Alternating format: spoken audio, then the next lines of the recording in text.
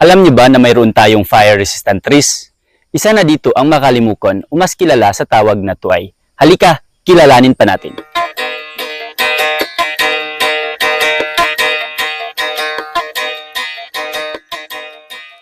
Inihahalin tulad namin ang punong ito sa limukon o white-eared brown dove dahil sa magkakulay sila nito.